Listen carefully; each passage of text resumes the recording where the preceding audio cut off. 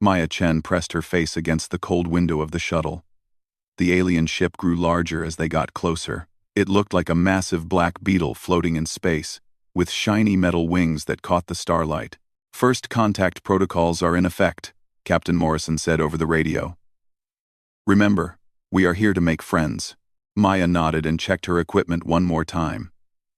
At 22, she was the youngest person on the crew of the Times Horizon's Edge asterisk. She studied alien life forms for a living. This was her first real mission to meet a new species. The Kethvar had sent friendly messages when they first met the human ship. They wanted to talk about trade and sharing knowledge.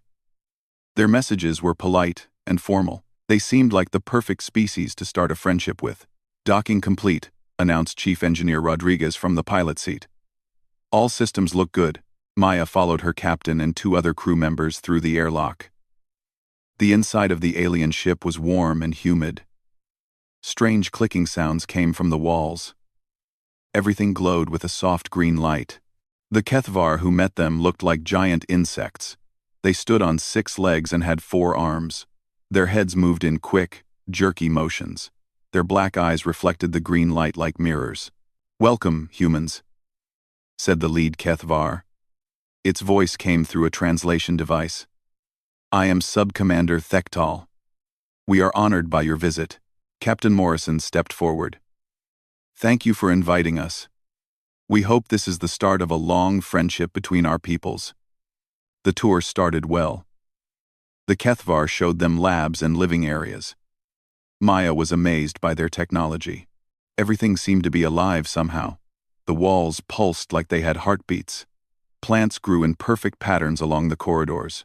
"Your biological engineering is incredible," Maya said to one of the Kethvar scientists. "How do you grow machines?" "We do not grow machines," the alien replied. "We grow tools. Living tools work better than dead metal." As they walked deeper into the ship, Maya noticed something strange. There were no windows in this part of the ship.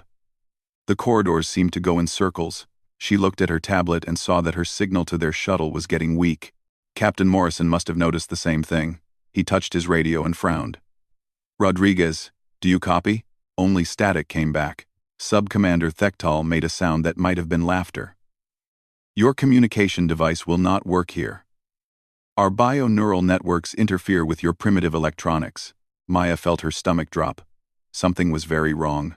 "We would like to return to our shuttle now," Captain Morrison said. His voice was calm but firm. "I am afraid that is not possible," Thektal replied. "Your shuttle has been moved to a secure location. You are now guests of the Kethvar Collective." More Kethvar appeared from side passages. They moved fast and quiet, surrounding the human group. Maya counted at least 20 of them. Their black eyes stared at the humans without blinking. "This is not acceptable," Captain Morrison said. "We came here in peace. And in peace you will remain," Thektal said. "You will be evaluated for your potential contribution to the collective. Those who prove useful will live. Those who do not." The alien made a clicking sound. "Well, there is always a use for organic matter." One of the Kethvar moved toward Dr. Park.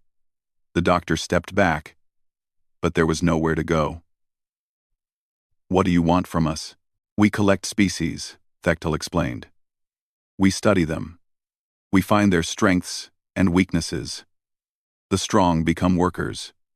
The weak become food. It is a very efficient system." Maya's hands shook as she realized the truth.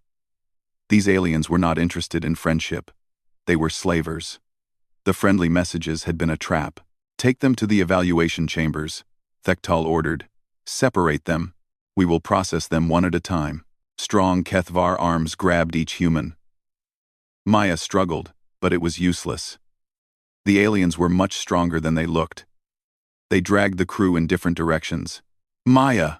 Captain Morrison shouted as they took him down one corridor. "Remember your training. Rodriguez!" "Park!" Maya called out. But they were already gone. Their voices faded in the distance. The Kethvar carrying Maya moved through a maze of passages. She tried to remember the path, but everything looked the same. Green lights, pulsing walls, and the constant clicking sounds. They stopped at a small room with a heavy door. Inside, the walls were smooth and white. There was a thin sleeping mat on the floor, and a small hole in one corner that might be a toilet. "You are young and weak," one of the Kethvar said as they pushed her inside. "The sub-commander believes you will break quickly. This will make you easier to study." The door sealed shut with a wet, organic sound. Maya was alone. She sat on the mat and tried to think.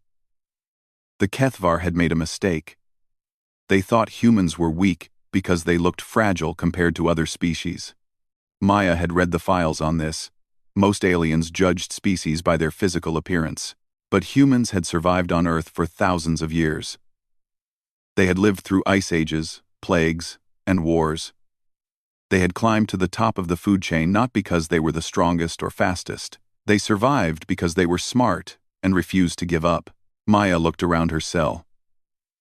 The walls were alive, like everything else on this ship. That meant they were part of a larger system. Bio-neural networks. Thektal had called them. If the walls were alive, they might be listening, but they might also be talking to each other. And if Maya could find a way to listen to those conversations, she might learn something useful. She pressed her hand against the wall. It was warm and slightly soft. Under her palm, she could feel a very faint vibration. Like a pulse. Maya smiled for the first time since being captured. The Kethvar thought they had caught a weak little human girl. They had no idea what they had really trapped in their ship. "Let's see who breaks first," she whispered to the pulsing wall. Maya woke up when the gravity changed. One moment she was lying on the mat. The next moment, she felt like she was hanging upside down. Her stomach lurched as her body tried to figure out which way was up.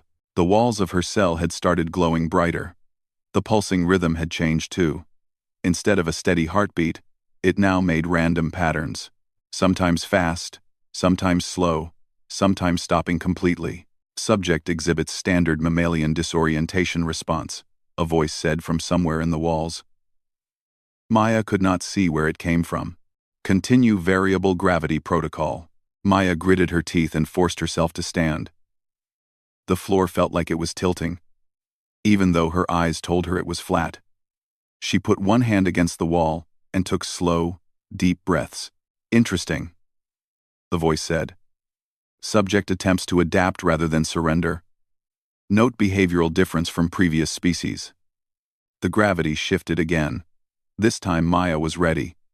She bent her knees and rode the change like she was on a boat in rough water. Growing up near the ocean had taught her how to keep her balance when everything around her was moving. "Adaptation successful," the voice noted. "Increased sensory disruption." The light started flashing in rapid, random patterns. Loud, screeching sounds came from the walls. The air became thick and hard to breathe. Maya covered her ears and closed her eyes, but the sounds seemed to go straight into her brain. She had read about this kind of torture in her studies. Sensory overload was designed to break down a person's ability to think clearly. Most species would panic and beg for it to stop. But Maya had grown up in the research stations on Europa. The ice moon was not a quiet place. Constant storms, equipment alarms, and the groaning of the habitat domes had been the soundtrack of her childhood. She had learned to sleep through noise that would drive other people crazy. Maya sat down in the center of the cell and started counting. 1 flash, 2 flashes, 3 flashes. She found patterns in the chaos. The lights flashed in groups of 7, then groups of 5, then groups of 12. The sounds followed a similar pattern, but with different timing. "Subject shows unusual pattern recognition abilities," the voice observed. "Stress responses minimal. Recommend extended observation." Hours passed, or maybe days. Maya could not tell time in the cell. The Kethvar fed her through a slot in the wall. The food was gray paste that tasted like nothing, but it had protein and vitamins, so she ate it. Between the tests, she explored every inch of her cell.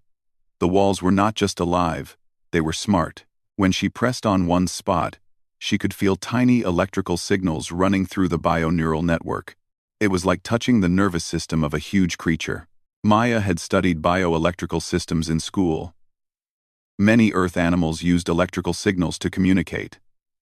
Electric fish, some insects, even some plants.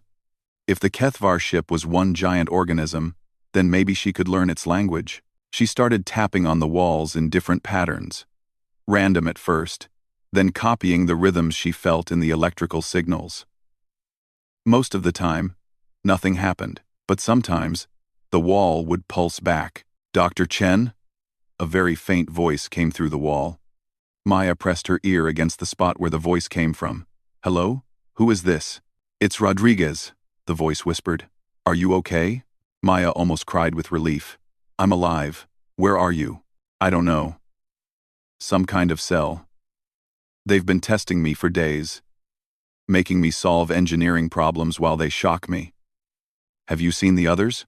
"I heard Dr. Park screaming earlier. Captain Morrison. I think they moved him somewhere else." The connection faded.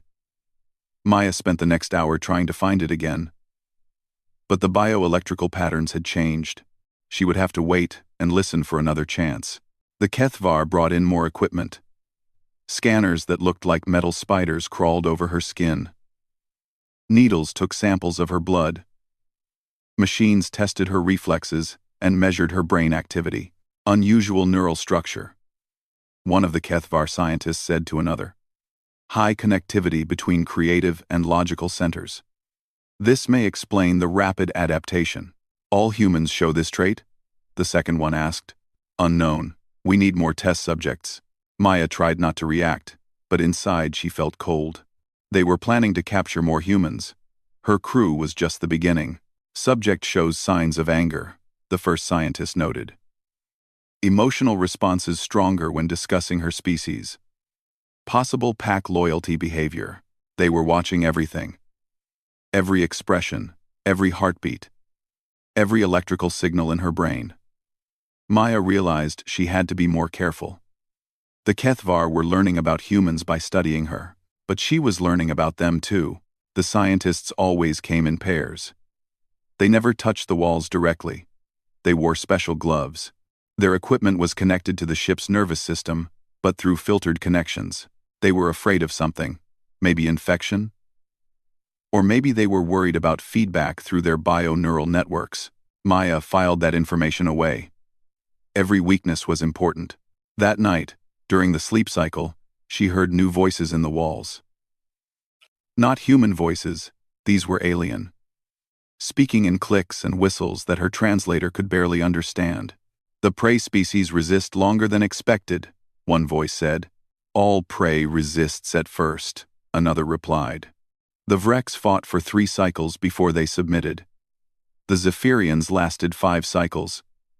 These humans have only been here 2 cycles, but they learn too quickly. The young female has already adapted to most of our standard protocols. Perhaps we should accelerate the process, break them faster.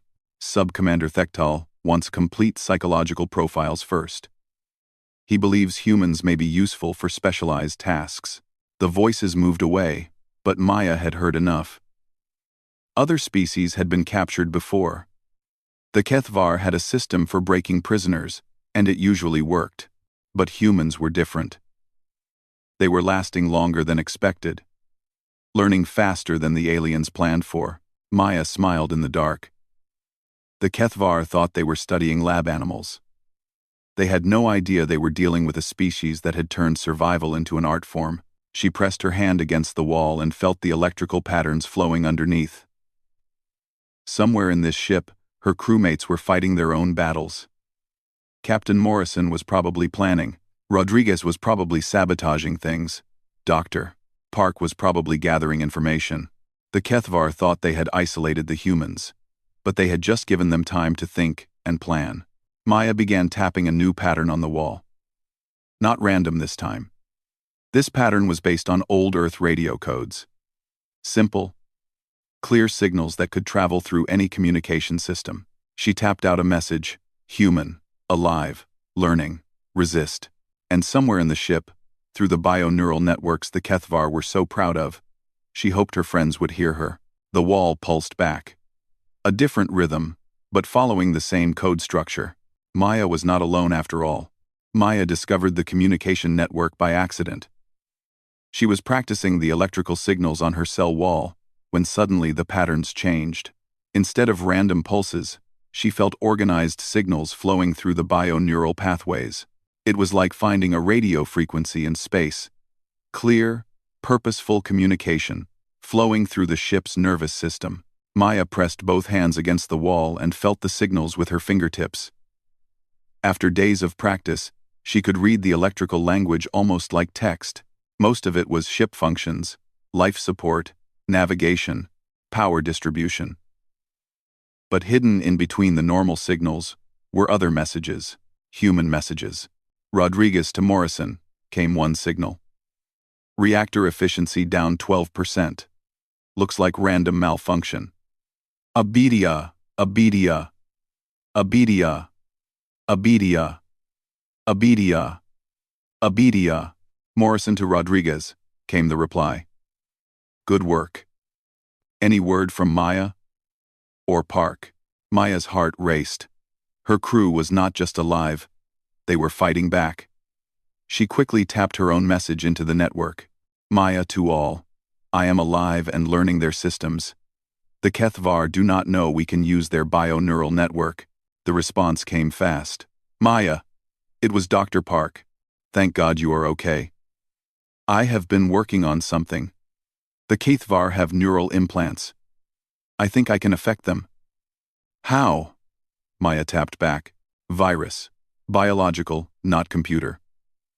It targets their specific brain chemistry. I have been testing it on the medical scanners they use on me. Captain Morrison's signal came next. All crew listen carefully. We are not just escaping. We are taking this ship. Maya, what have you learned about their weaknesses? Maya thought about everything she had observed. They fear their own bioneural system. They use gloves and filters when they touch it. I think they are worried about infection or feedback. Also, they work in pairs. Never alone. Fear of infection. Dr. Park's signal pulsed with excitement. That means my virus idea might work better than I thought. Rodriguez added his information. I have access to their power distribution system. I can control lights, gravity, life support in different sections. But I need a distraction to make bigger changes. What about other prisoners? Maya asked. I heard them talking about other species they captured. Vrex and Zephyrians. Captain Morrison was quiet for a long moment. Then his signal came back. Maya, can you communicate with the other prisoners through this network? Maya studied the electrical patterns flowing around her. The bioneural system connected everything in the ship. If she could tune into different frequencies, maybe she could reach beyond just her crew. She adjusted her touch on the wall, feeling for different signal pathways. Most were too complex, ship functions that would take years to understand. But some felt simpler, like animal thoughts instead of machine commands. Hello, she tapped into one of the simpler pathways. Human here. Can anyone understand me? The response was immediate but strange. Not electrical taps, but actual thoughts flowing through the bioneural network. Human, new prisoners? The thought felt different from human communication. Older, sadder. We are Vrex. We remember when we fought. Before the breaking, more voices joined in. Zephyrians here. We gave up hope long ago. Why do you still fight? Maya realized the other species were connected to the ship's neural network in a different way. The Kethvar had broken them so completely that they had become part of the ship's consciousness, living components instead of prisoners. We fight because we are human, Maya replied. We do not give up. We thought that too. The Vrex thoughts came back. But Maya could feel something changing in their thoughts. A spark that had been buried under years of despair. Hope was contagious. Even through bioneural networks. Captain Morrison's signal interrupted. Maya, you need to see this. They are bringing more equipment to my section. Big machines. I think they are planning something major. Maya tuned back to the human frequency. What kind of machines? Memory extractors. Dr. Park answered before Morrison could respond. I heard the guards talking. They want to copy everything we know about human space. Our defenses. Our colonies. The implications hit Maya like a physical blow. The Kethvar were not just studying humans for slave labor. They were planning an invasion. We have to stop them, she tapped urgently. Already working on it, Rodriguez replied. But we need to move faster. Maya, how many other prisoner species are connected to this network? Maya expanded her search through the bio-neural pathways. The ship was huge. Much bigger than she had first thought. And it was full of minds. Dozens of different species, all connected to the network in different ways. Most were broken like the Vrex and Zephyrians, their consciousness scattered and merged with the ship's functions. But some still had individual thoughts, still had memory of who they used to be. Many species, Maya reported. Most are broken, but not all. Some still remember freedom. An idea began forming in her mind. A dangerous, crazy idea that might get them all killed. Or might save everyone. Listen, she tapped to her crew. The Kethvar made a mistake. They connected all the prisoners to their bio-neural network. They thought broken slaves would just become part of their ship's functions. But they created something else. What? Morrison asked. An army. All these minds, all these species, connected together. If we could wake them up, remind them of what they lost. Dr. Park's excitement came through clearly. My virus. If I can spread it through the network, it would not just affect the Kethvar. It could reach every connected mind on the ship. But would that help them or hurt them? Morrison asked. Maya thought about the spark of hope she had felt in the Vrex thoughts. It would free them. Give them back their individuality, their memories of fighting back. Rodriguez was already planning. If we could coordinate with them, we could take control of multiple ship systems at once. The Kethvar would not know what hit them. The memory extraction is scheduled for tomorrow, Captain Morrison warned. If they get into my mind, they will learn about Earth's defenses. We have to move tonight. Maya felt the weight of responsibility settling on her shoulders. She was the key to this plan. The communication hub that could reach every prisoner on the ship. I need time to map the network, she said. Find all the species who still have individual thoughts. Build a communication web. Do it, Morrison ordered. Rodriguez, prepare your sabotage. Park, finish your virus. I will be ready for the memory extraction. What if this does not work? Dr. Park asked. Maya thought about Earth, about the billions of humans who had no idea an alien invasion fleet might be coming for them. About all the broken prisoners on this ship who had given up hope years ago. Then we die fighting, she replied. And maybe that will inspire the next group of prisoners to fight harder.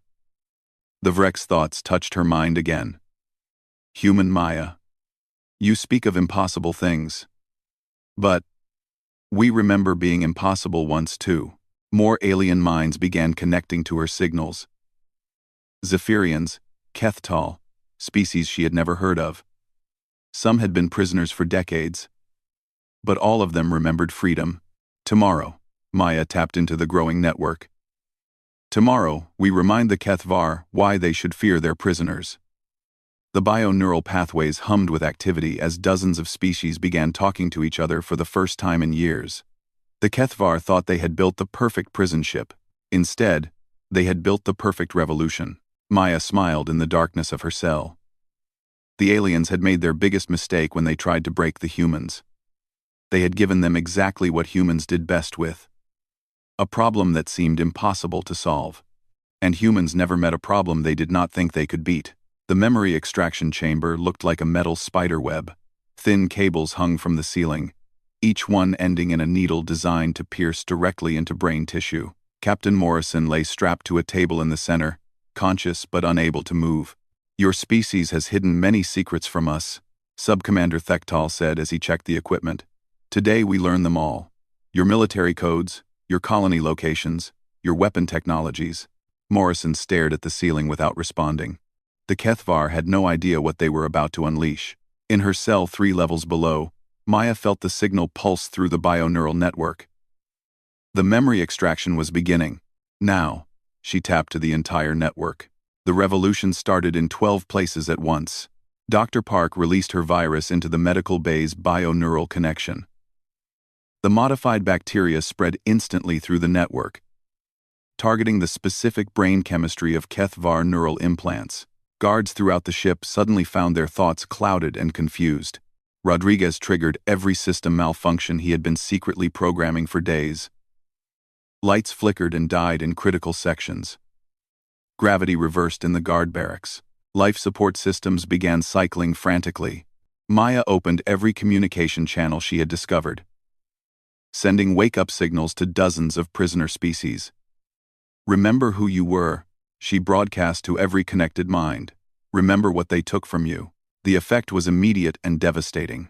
In Section C, the Vrex prisoners felt their individual consciousness returning for the first time in 5 years. Their 6-armed bodies, bred for construction work, suddenly remembered they had once been warriors. They tore through the walls of their holding cells with their bare hands. In Section F, the Zephyrian hive mind fragments reconnected with each other. Their telepathic abilities, suppressed by years of neural conditioning, erupted back to full strength. Every HFY within 50 meters collapsed as their minds were overwhelmed by alien thoughts. Throughout the ship, species that had been broken and beaten for decades suddenly remembered how to fight. But the real surprise was what the humans had been doing during their imprisonment. Initiating final protocol. Morrison's voice came through the bioneural network, just as the memory extractor touched his skull. Subcommander Thektal smiled with satisfaction as the machine began reading Morrison's memories. Then, his smile faded. The memories were not what he expected. Instead of military secrets and colony locations, he saw detailed technical specifications, not of human technology, but of HFY technology. Every system on the ship, every weakness in their bioneural networks, every flaw in their security. "What is this?" Thektal demanded. Morrison smiled. Surprise. The memory extractor was not reading Morrison's mind. It was downloading information into the ship's bioneural network. Information the humans had been secretly gathering for days. Maya had not just been learning to communicate through the walls. She had been mapping every electrical pathway in the ship. Rodriguez had not just been causing malfunctions. He had been learning how to control every system. Dr. Park had not just created a virus, she had designed a complete biological override for HFY neural implants. Morrison had not just been enduring torture. He had been memorizing every detail of HFY psychology, tactics, and weaknesses. The humans had turned their imprisonment into the most comprehensive intelligence operation in galactic history. "Emergency containment protocol," Thektal screamed into his communicator. "Lock down all prisoner sections." But the lockdown commands never made it through the bioneural network. Maya intercepted them and rerouted them into a feedback loop. Instead of locking down prisoner sections, the ship began unlocking everything. Doors throughout the massive vessel opened simultaneously. Prisoners who had not seen the outside of their cells in decades suddenly found themselves free. But more than that, they found themselves connected to an organized resistance network, led by a species that refused to accept defeat. To the command center, Maya broadcast to every freed mind on the ship. "Follow the lighting patterns." Rodriguez had reprogrammed the navigation lights to guide the prisoners through the most efficient routes while avoiding areas still controlled by the HFY.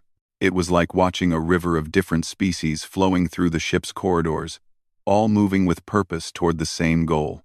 The HFY tried to fight back, but their advantages had turned into weaknesses. Their neural implants, designed to share information instantly, now shared Dr. Park's virus instead. Their bioneural ship systems, designed to connect everything efficiently, now carried human commands instead of HFY orders. Most importantly, their assumption that prisoners would always be weak and broken proved catastrophically wrong. Maya felt the moment when the ship's central consciousness shifted. The bioneural network had been designed to serve HFY minds, but with hundreds of freed prisoners connected to it, and HFY guards confused by the virus, control passed to the prisoners. The ship itself began helping them. Corridors extended to create shortcuts. Gravity fields shifted to slow down Kethvar reinforcements while speeding up the advancing prisoners. Air circulation systems began pumping sedative gases into guard barracks while sending pure oxygen to the prisoner areas.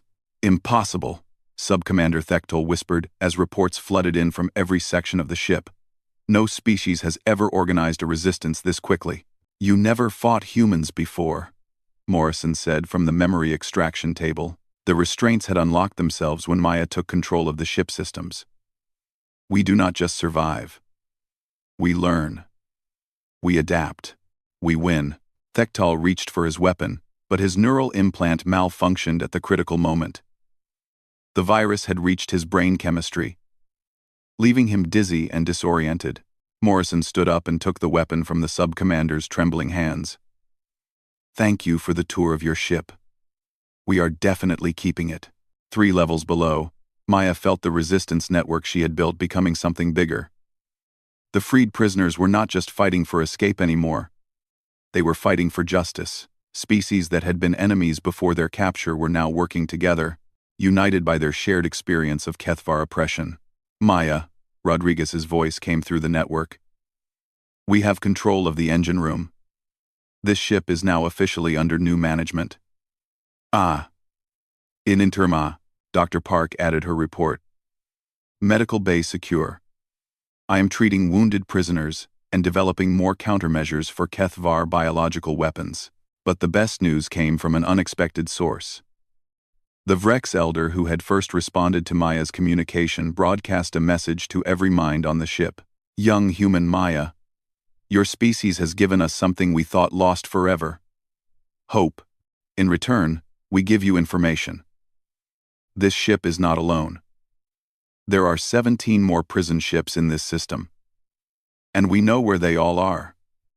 Maya felt the weight of responsibility and opportunity settling on her shoulders. One ship was just the beginning. There were thousands more prisoners out there, waiting for someone to show them that resistance was possible. Captain Morrison, she broadcast to the entire network.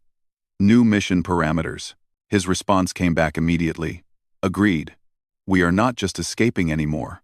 The bioneural network hummed with activity as dozens of species began sharing information, resources, and battle plans. The Kethvar Collective had created the perfect tool for their own destruction, a network that could unite every species they had ever oppressed. Maya stood up in her cell. Even though the door had been unlocked for several minutes, she could have walked out any time now. But she had work to do first. She pressed her hands against the wall and sent a message through the bioneural network to every corner of the ship, to every species that had just remembered what freedom felt like. This is just the beginning, she broadcast. Today we take one ship, tomorrow we free the galaxy. The response was immediate. Dozens of alien voices, speaking in a harmony she had never heard before. For freedom, for justice, for the human way. Maya smiled and finally walked toward her open cell door. The Kethvar had thought they were capturing a weak young scientist. Instead, they had caught a teacher. And she had just given the first lesson in how humans fight back. 6 months after the first prison ship fell, Maya stood on the bridge of what had once been the Kethvar flagship. The massive vessel now served as the command center for the largest multi-species alliance in galactic history. Through the view screen, she watched the last Kethvar prison ship in the sector surrender without a fight. It was the 43rd ship they had liberated this month. That makes 218 total, Rodriguez reported from his position at the engineering station. Every major prison facility in 6 star systems. Captain Morrison smiled from the command chair. Any word from the outer colonies? Doctor. Park looked up from her medical scanner. The liberation fleets we trained are making steady progress. The Vrex-led group freed 3 ships yesterday. The Zephyrian telepathic network is coordinating resistance in the core worlds. Maya nodded but kept watching the surrendering ship. Something was bothering her about how easily the Kethvar were giving up now. 6 months ago they had been a feared empire. Today they could barely maintain control of their own home system. Maya, came a familiar voice through the ship's communication system. It was the Vrex elder who had first joined their resistance. You seem troubled. Over the months, Maya had learned to communicate directly with the bioneural network, using her thoughts instead of electrical taps. It was faster and more natural than any translation technology. "The HFY are surrendering too easily," she replied through the network. "Their whole culture was built on dominating other species. This does not feel like their natural behavior." The response came from multiple species at once.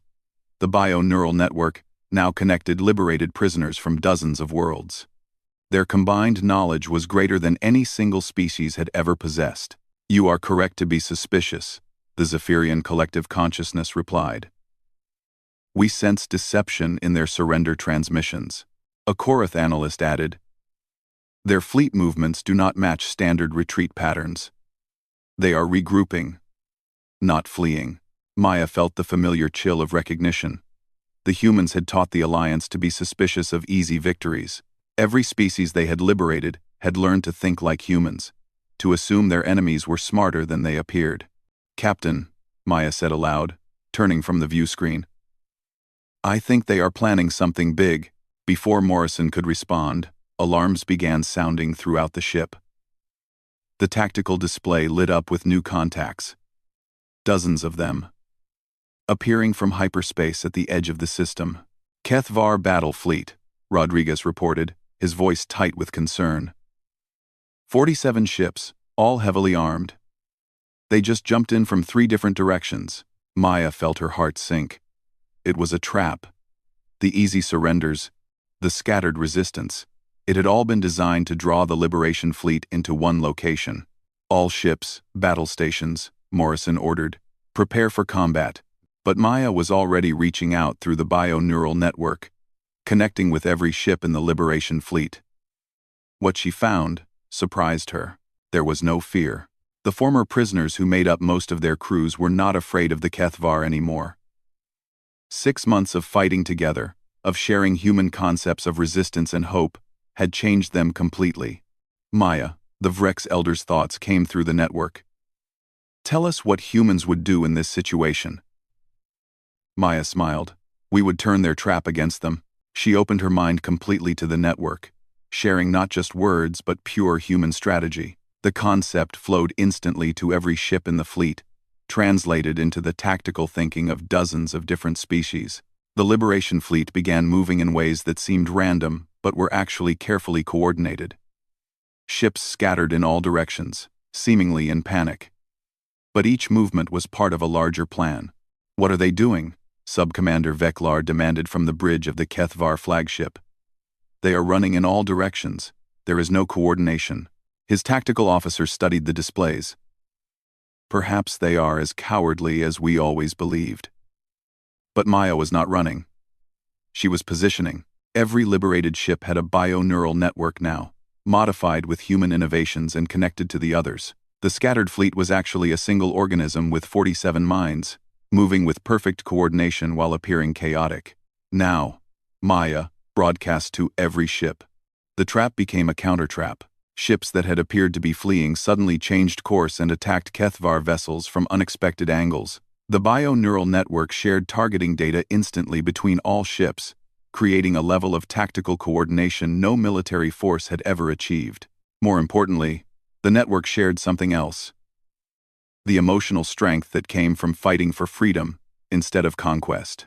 "Impossible," Sub-Commander Veklar whispered as his fleet began taking heavy losses. "How can broken slaves fight like this?" His communications officer provided the answer. "Sir, we are intercepting their tactical communications.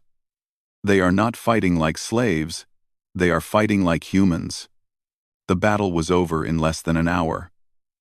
The HFY fleet, designed to overwhelm scattered resistance groups, had no answer for coordinated multi-species tactics guided by human strategic thinking. As the last enemy ships surrendered, Maya felt something shift in the galaxy around them. The bio-neural network now connected thousands of ships across dozens of star systems. Former prisoners from hundreds of worlds were all part of the same consciousness. The HFY collective had been replaced by something new. Something that had never existed before in galactic history. A truly voluntary alliance, based on shared experience and mutual respect. "Maya," Captain Morrison said, looking at the tactical display showing their overwhelming victory. "I think we need to talk about what happens next." Maya nodded. The Liberation War was essentially over. Most of the prison ships had been freed. The HFY military was broken, but that left a bigger question. What would they do with the galaxy they had just saved? "What do you think?" she asked, not just to Morrison but to the thousands of minds connected through the bio-neural network. The response came in waves of different thoughts and ideas, but all centered around the same theme. The Vrex elder spoke for many. "We do not want to replace the HFY as rulers. We want to build something better." The Vrex elder spoke for many. "We want to build something better." The Vrex elder spoke for many. A young Zephyrian added, "The humans taught us that strength comes from choice, not force." Species after species contributed to the discussion. Some wanted to return to their home worlds. Others wanted to explore new frontiers. Many wanted to stay together and continue building this new kind of civilization. "Then that is what we do," Maya said, both aloud and through the network. "We build something new. A galaxy where every species chooses their own path, but where all can call for help when they need it." Dr. Park looked up from her station with a thoughtful expression.